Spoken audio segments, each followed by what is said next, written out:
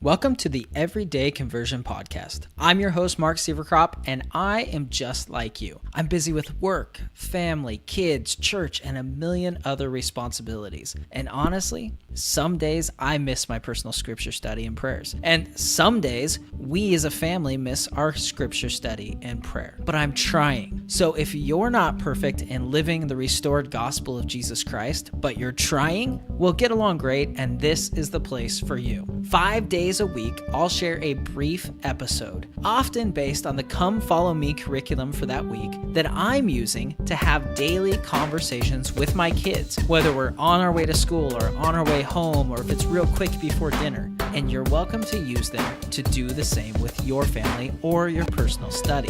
Just know that the views and opinions I share are mine alone and do not represent the official doctrine and viewpoint of the Church of Jesus Christ of Latter-day Saints. Now let's jump right in with today's episode.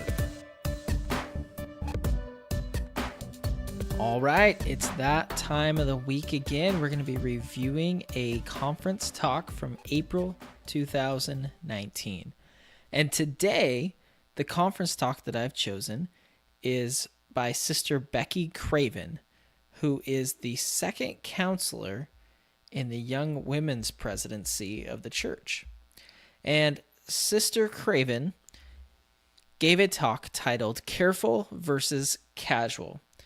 And before we jump in, I want to share something she said right at the end, because I really, really loved this quote. And this is where the title of this episode comes from.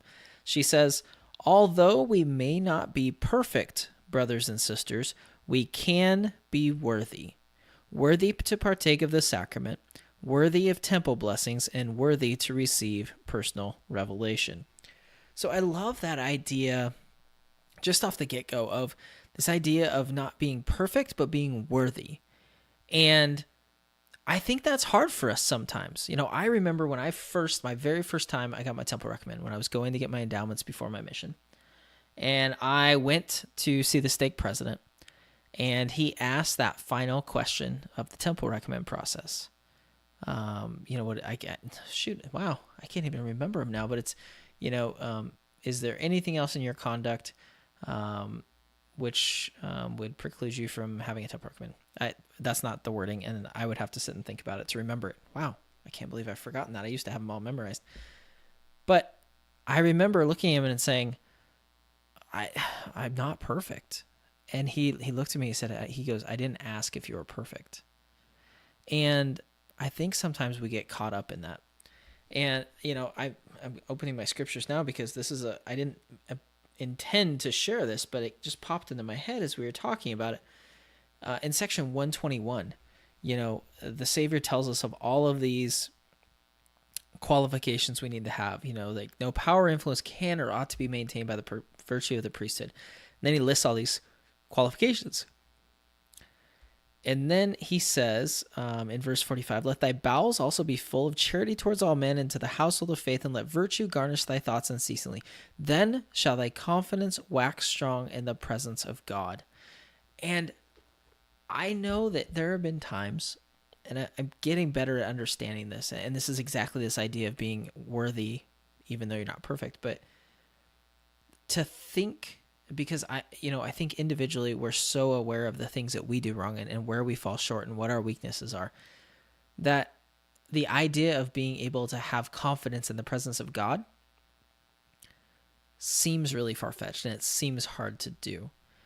But it is possible. And I think it's so important for us to realize that, Heavenly Father, yes, we're commanded to be perfect, but he knows that we can't be. Obviously, that's why he sent the Savior. That's why we're reading all of these stories this year about the Savior's earthly ministry, because we aren't perfect. And so because of that, the Savior had to come and be perfect and sacrifice for us.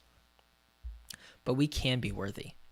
We can live at the standard that is required of us to be able to, like she says, partake of the sacrament, go to the temple, receive personal revelation. We can live that standard. And if we're living that standard, we need to know that we're doing okay. I know in a previous episode, I can't remember what one it was, but there was a quote that I shared from President Eyring. And he made the comment that, we were talking about repentance. And President Eyring's quote was that if you feel the Spirit, that's an indication that you have repented. That's an indication that the Spirit's back, so you have repented. And so we have that opportunity with the sacrament each week to be able to be worthy and still be working towards perfection, striving to be perfect in Christ. I love that phrase from Moroni chapter 10. It's one of my favorite phrases in the scriptures. This idea of being perfect in Christ. Not being perfect, but being perfect in Christ. Being perfect because we're utilizing the atonement and Christ is perfect. And so therefore we can become perfect through the atonement. And if we're worthy, if we live those standards, if we can hold a temple recommend, if we're feeling the Spirit, then we know that we're doing okay. And it's important for us to realize that and to know that. So in this talk, let's talk about some of the other things she talks about.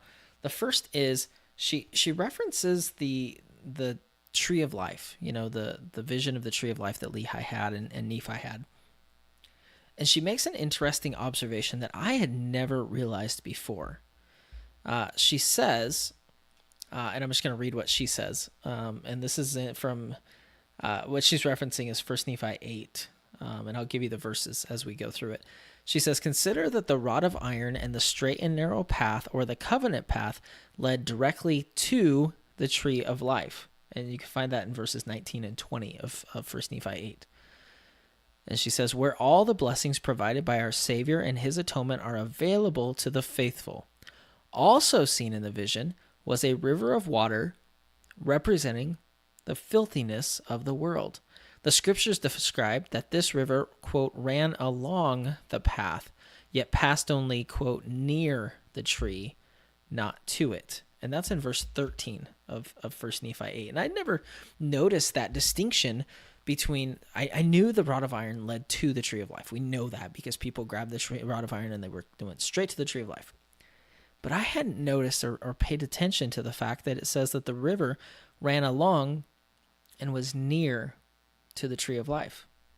I think it's important for us to realize that, Satan really is okay with us doing okay. He's okay. I mean, if you think of like the oath and covenant of the priesthood in, what is that, section 84. I better double check that. I should know that, but I'm going to double check because I don't want to tell you something wrong. Yep. Oath and covenant of the priesthood. It says that, the requirement is to magnify our callings. And yes, I know this is specifically about the priesthood, but it applies to all of us. We're supposed to be valiant in the testimony of Jesus. We read in section 76. I better be writing these down so I can make sure that I reference all these. So Doctrine and Covenants 84. I did not plan on talking about these, so these are going to be new references. But section 76, the vision, it talks about how those in the celestial kingdom were valiant in the testimony of Jesus. Or actually, I think it says that the ones that aren't in the celestial kingdom weren't valiant in their testimony, indicating that those that were, obviously, were. But Satan's okay if we're okay. It made me think of a couple of things. First, a C.S. Lewis quote. I love C.S. Lewis. He's an unbelievable wealth of knowledge. And C.S. Lewis said, and this is one of my favorite quotes, I think I've heard it in a conference before, but he said, quote, "There is no neutral ground in the universe. Every square inch, every split second is claimed by God and counterclaimed by Satan." And so it's that idea of, Satan's okay. Like, he don't get me wrong, he would prefer us to just really screw up. I mean, if he had his choice, he would just have us really screw up. But he knows he can't get us to do that. But he also knows that if he can get us to not get all the way to the tree of life, we can't have celestial glory. We can't have eternal life and exaltation. And so he will accept that. He's willing to negotiate and give a little so that we don't get everything. Because any separation from God, in a sense, is hell. It's separation from God, and not being in the celestial kingdom is a separation from God, even though that we know that the terrestrial and the telestial kingdoms are really, really good, amazing compared to where we're at today. But it's still not the celestial kingdom, and so he's okay with that if that's what needs to happen. And it made me think of also, in addition to that quote, It made me think of the scripture in 2 Nephi 28 where it says, "Others will he pacify and lull them away into carnal security, that they will say, all is well in Zion, yea, Zion prospereth, all is well. And thus the devil cheateth their souls and leadeth them away carefully down to hell." Now, if there's not a better description, I can't think of a better description of being casual than carnal security. That's exactly what Nephi's talking about here. He's talking about people that got casual. They weren't horrible people. They probably still went to church on Sunday, but they probably didn't really study outside of that. They probably didn't do everything they could be doing. They weren't careful in keeping their covenants. They weren't careful in living the gospel. And that leads me to the next thing that I wanted to share from Sister Craven. She says, quote, "There is a careful way and a casual way to do everything, including living the gospel." And then she says, she talks about how sometimes we rationalize what we do or why we do it or how we do it. And then she says, anytime we say however, except, or but, when it applies to following the counsel of our prophet leaders or living the gospel carefully, we are in fact saying, quote, "that counsel does not apply to me." Then I love this phrase. She says, "We can rationalize all we want, but the fact is there is not a right way to do the wrong thing." I love that quote. We can rationalize all we want, but the fact is there is not a right way to do the wrong thing. I mean, that sounds like there's a sister that was in my ward when I was bishop, and we referred to her, and I know that some of her family listens to this, so they'll appreciate this reference, and Jay, please tell her that I quoted her or mentioned her. But this sounds like a Grandma Bear phrase. There's not a right way to do the wrong thing. I mean, it's just one of those phrases that really sticks to you. And it's true. There is not a right way to do the wrong thing. You can't do the wrong thing a good way. And that's what Satan tries to get us to think, that we can do a wrong thing the right way. Well, yeah, I'm doing this, but I'm still doing this too. We can't think that way. We can't be casual. We can't allow ourselves to be lulled into carnal security. We can't allow ourselves to set up shop on territory that's been counterclaimed by Satan, to use C.S. Lewis's phrase. And that's so important to realize that, we have to be careful. We have to be focused. We have to be diligent. We have to be valiant in our testimony of Jesus. We have to be, we have to magnify our callings. I'm referencing all these different scriptures, and I'm going to have to remember them. I also have to put down Doctrine and Covenants 121 here too, because I know I mentioned that one earlier. All right. So final quote that I want to share of Sister Craven's. She says, "We do not lower our standards to fit in or to make someone else feel comfortable. We are disciples of Jesus Christ, and as such, we are about elevating others, lifting them to a higher, holier place where they too can reap greater blessings." As we're careful in living the gospel, instead of being casual, we will lift others. We will invite them to be more like us. We will draw people unto us. We will have the light that Christ talks about being set on a hill so that others see it and they want to be like that. So I have two questions for you today. Number one is a question that actually is a question that Sister Craven invites us to think about and to really ask ourselves. And it is, what adjustments do you need to make to be more carefully aligned with your covenants? And the second question is, what are the warning signs that you are becoming more casual, and how can you make sure to recognize them sooner?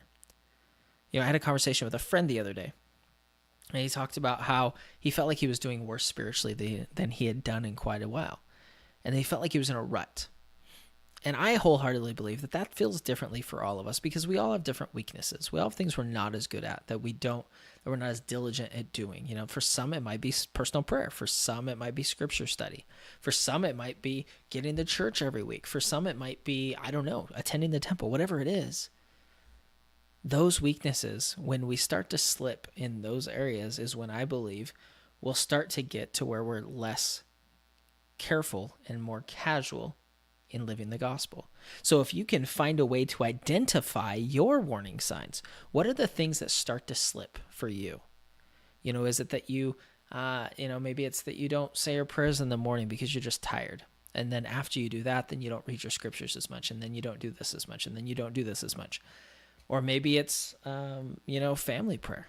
Or maybe it's, doing your ministering or whatever it is. What is it for you? What's the warning sign? What's the first thing that starts to get a little more casual that leads you down the path of being more and more casual and then getting into a rut and getting to where my friend it was, when he said that he was in a rut and he felt like he was doing worse spiritually than he had previously. So again, those two questions. What adjustments do you need to make to be more carefully aligned with your covenants? And the second one, what are your warning signs that you are becoming more casual? And how can you make sure to recognize them sooner? All right, that's it for today. Now, I know you want to hang out with me longer, but we both have a ton of things to do today, including living the gospel and trying to be like Jesus. Cue primary children singing. I'm trying to be like Jesus. But hey, if you want to get the links to everything we talked about today, you can find it on the episodes page of everydayconversion.com. You can also do cool stuff like subscribe to the show on your favorite podcast listening platform, sign up for email notifications of new episodes, and connect with us on social media there. It's kind of like a virtual church library without the militant librarians or a piece of paper to sign out your 3 tiny pieces of chalk for your lesson. Also, just remember, I do my best to make sure my opinions are in line with official church doctrine, but they are just that. They're my opinions. For official doctrine and viewpoints, I recommend you go to churchofjesuschrist.org or comeuntochrist.org.